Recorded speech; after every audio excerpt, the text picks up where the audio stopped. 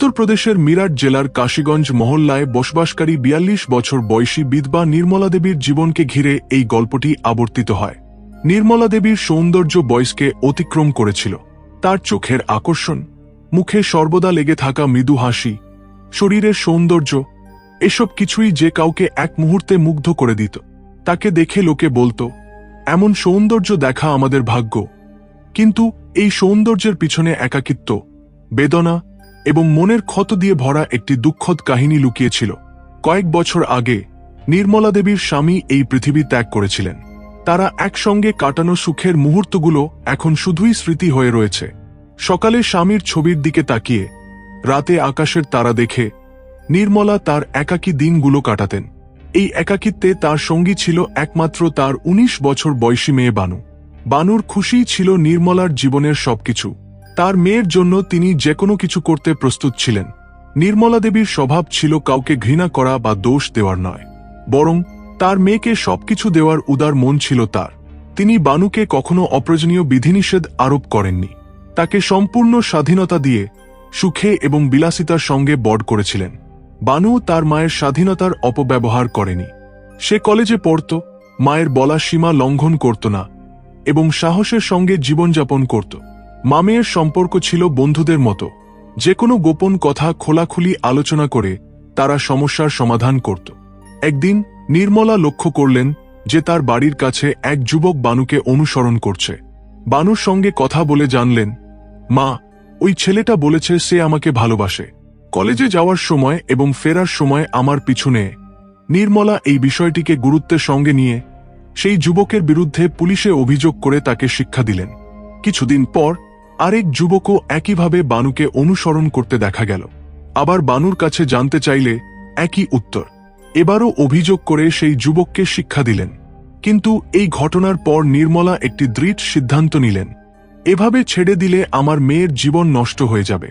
এখনই তার একটি ভালো বিয়ে দিয়ে একটি ভরসা তৈরি করতে হবে, তিনি স্থির করলেন। পরের দিন থেকে নির্মলা তার মেয়ের জন্য উপযুক্ত জামাই খুঁজতে শুরু করলেন। তার ইচ্ছা ছিল যে জামাই তার মেয়েকে ভালোভাবে দেখাশোনা করবে, ঘরের কাজে সাহায্য করবে এবং সবচেয়ে গুরুত্বপূর্ণ, তাদের বাড়িতেই থাকা জামাই হবে।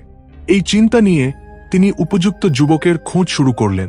কিছুদিন পর তার খোঁজ ফল দিল। গৌরব নামে এক যুবক তার হাতে এল। গৌরব উচ্চশিক্ষিত ছিল, কিন্তু তার শিক্ষার সঙ্গে মানানসই চাকরি পায়নি। একটি ছোট কোম্পানিতে কাজ করত। গৌরব ছিল স্মার্ট, সুদর্শন এবং এক নজরে আকর্ষণ করার মতো। তার মায়ের বাইরে আর কেউ ছিল না, বাড়ির সব দায়িত্ব তার কাঁধে ছিল।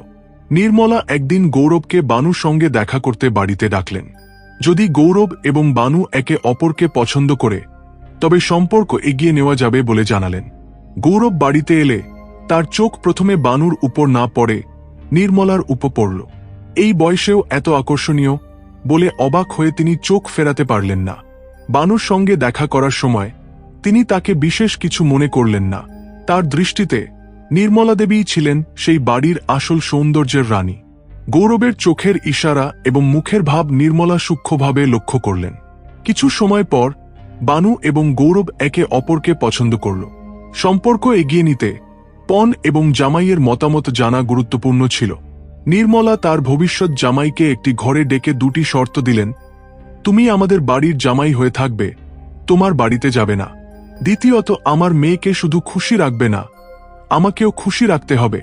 এই কথা শুনে গৌরবের মনে আনন্দ হল, কিন্তু তিনি তা বাইরে প্রকাশ করলেন না। নির্মলার সম্পত্তি এবং সৌন্দর্য দুটোই আছে জেনে তার মনে লোভ জাগল। আপনার দুটি শর্তেই আমি রাজি, তিনি তৎক্ষণাৎ বললেন। নির্মলার মনে হল তার মেয়ের বিয়ের সঙ্গে তার নিজের ইচ্ছাও পূরণ হবে। এরপর গৌরব এবং বানুর সম্পর্ক নিশ্চিত করে বিয়ের তারিখ ঠিক করা হল। কিছুদিন পর গৌরব এবং বানুকে ভালো পোশাক এবং সোনার গয়না দিয়ে একটি ভব্য মণ্ডপে তাদের বিয়ে ধুমধামে সম্পন্ন হল। বিয়ের পর গৌরব নির্মলার বাড়িতে জামাই হয়ে থাকতে শুরু করলেন। সকালে কারখানায় কাজ করে রাতে ঘরের কাজ করতেন, কিন্তু অনিচ্ছা সত্ত্বেও তার স্ত্রী বানুর সঙ্গে জোর করে সময় কাটাতেন। 15 দিন কেটে গেল। এই দিনগুলোতে গৌরব নির্মলার সঙ্গে সময় কাটানোর কোনো সুযোগ পেলেন না। অবশেষে এক রাতে বানু তার স্বামীকে বলল, আজ রাতে আমার বন্ধুর জন্মদিন, আমরা দুজনে গিয়ে শুভেচ্ছা জানিয়ে সকালে ফিরব। গৌরবের মনে হলো এটি নির্মলার সঙ্গে সময় কাটানোর ভালো সুযোগ। আমি যাব না, তুমি যাও, তিনি বললেন। আমরা না গেলে আমার বন্ধু রাগ করবে, বানু জেদ করল। আমার শরীর ভালো নেই, তোমার সঙ্গে যেতে পারবো না, তুমি একা যাও, গৌরব জবাব দিলেন। বানু হাসপাতালে যাওয়ার কথা বললেও গৌরব রাজি হলেন না। অবশেষে বানু একাই তার বন্ধুর জন্মদিনে গেল। রাত 10টা বেজে গেল, বাইরে ঠান্ডা আবহাওয়া। গৌরব তার ঘরে বসেছিলেন। তখন নির্মলা তার ঘরে এসে বললেন, গৌরব, বিয়ের আগে তোমার সামনে যে শর্ত রেখেছিলাম মনে আছে? গৌরব বললেন, শাশুড়ি, সব শর্ত আমার মনে আছে, তাই বানুর সঙ্গে তার বন্ধুর জন্মদিনে যাইনি। এই রাতে তোমার সঙ্গে সময় কাটাতে চাই, বলে তিনি নির্মলার দিকে এগিয়ে গেলেন। এই কথা শুনে নির্মলা খুব খুশি হলেন। এমন সময় আর আসবে না, বলে তিনি তৎক্ষণাৎ দরজা বন্ধ করে দিলেন। এরপর নির্মলা তার জামাইয়ের পাশে বসে কিছুক্ষণ স্নেহের কথা বললেন। কয়েক মুহূর্তের মধ্যে গৌরব এবং নির্মলার মধ্যে একটি অবর্ণনীয় সম্পর্ক শুরু হল। এই সম্পর্ক শুরু হওয়ার পর গৌরব বললেন, শাশুড়ি, তোমার সঙ্গে এই সম্পর্ক আমাকে অনেক আনন্দ দিয়েছে। বানুর সঙ্গে এমন আনন্দ কখনো পাইনি। সেই রাতভর তারা এই ভুল সম্পর্ক চালিয়ে গেল। তৃপ্ত হওয়ার পর সকালে দুজনে নিজ নিজ ঘরে গিয়ে ঘুমালেন। সকালে বানু বাড়ি ফিরল, কিন্তু রাতের ঘটনা সম্পর্কে তার কিছুই জানা ছিল না। এভাবে প্রতি তৃতীয় বা চতুর্থ দিনে গৌরব এবং নির্মলা যখনই সুযোগ পেত এই ভুল সম্পর্ক চালিয়ে যেত। 1 মাস পর বানুর জন্মদিন এল। বানু তার মাকে বলল, মা, আজ আমার জন্মদিন, এটি বড় করে উদযাপন করতে হবে, আমার সব বন্ধুদের বাড়িতে ডাকতে হবে। নির্মলা বললেন, বানু, জন্মদিনের উৎসবের জন্য তৈরি হও, তোমার সব বন্ধুদের ডাকো। সন্ধ্যা হতেই বানু তার বন্ধুদের ফোন করে বাড়িতে ডাকল। রাত 8টায় বানুর জন্মদিন ধুমধামে উদযাপন করা হল। উৎসবে মদের প্রচুর ব্যবহার হল। গৌরব এবং নির্মলা দুজনেই উৎসবে অংশ নিয়ে মদ পান করলেন। দুজনেরই ভালোভাবে নেশা হলে নির্মলা গৌরবের কাছে এসে বললেন, চলো কিছুক্ষণ কোথাও গিয়ে আনন্দ করি। গৌরব নির্মলার সঙ্গে একটি ঘরে গিয়ে দরজা বন্ধ করলেন। আধ ঘন্টা কেটে গেল।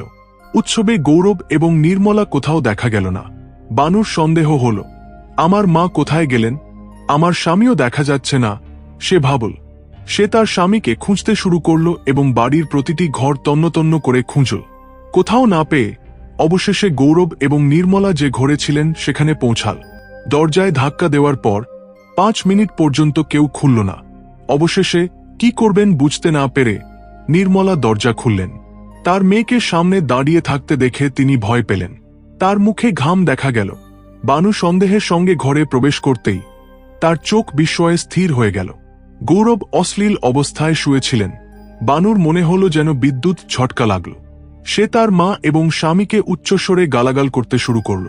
দেখতে দেখতে বানু এবং গৌরবের মধ্যে বড় ঝগড়া শুরু হল। এই ঝগড়ার মাঝে গৌরব কাছেই থাকা একটি বড় ফুলদানি তুলে বানুর মাথায় জোরে আঘাত করলেন। এতে কোনো ভুল না করা বানু সেখানেই প্রাণ হারাল। বাড়িতে হইচি শুরু হল। উৎসবে উপস্থিত বানুর বন্ধু এবং আত্মীয়রা সবাই সেখানে জড়ো হল। বানুকে মৃত অবস্থায় পড়ে থাকতে দেখে কাছের থানায় ফোন করল। পুলিশ এসে বানুর দেহ পরীক্ষা করল। সেখানে উপস্থিত বন্ধু এবং আত্মীয়রা গৌরব এবং নির্মলার সম্পর্কের কথা বলল। পুলিশ তৎক্ষণাৎ গৌরব এবং নির্মলাকে গ্রেপ্তার করে থানায় নিয়ে গেল। দুজনকে ভালোভাবে জিজ্ঞাসাবাদ করলে তারা তাদের অপরাধ স্বীকার করল। পুলিশ তৎক্ষণাৎ দুজনের বিরুদ্ধে চার্জশিট তৈরি করে মামলা দায়ের করল। জুন 26, 2023 তারিখে আদালত দুজনকেই যাবজ্জীবন কারাদণ্ডের সাজা দিল। বন্ধুরা, একটি সুখী পরিবার এই ভুল সম্পর্কের কারণে সম্পূর্ণ ধ্বংস হয়ে গেল। বানুর জীবন অকালে শেষ হল। নির্মলার ইচ্ছা এবং গৌরবের ভুল পছন্দ একটি বড় দুঃখদ ঘটনার কারণ হল। এই গল্পের উদ্দেশ্য কাউকে দোষ দেওয়া নয়, বরং সম্পর্কে বিশ্বাস, নৈতিকতা এবং সততা কতটা গুরুত্বপূর্ণ তা সতর্কতার সঙ্গে জানানো। এই গল্পটি তোমার কেমন লাগলো? তোমার মতামত কমেন্ট বক্সে অবশ্যই শেয়ার করো। আমাদের চ্যানেলে সাবস্ক্রাইব করো। এমন আকর্ষণীয় গল্প নিয়ে আবার দেখা হবে। ততক্ষণ তোমাদের সবাইকে হৃদয় থেকে ধন্যবাদ।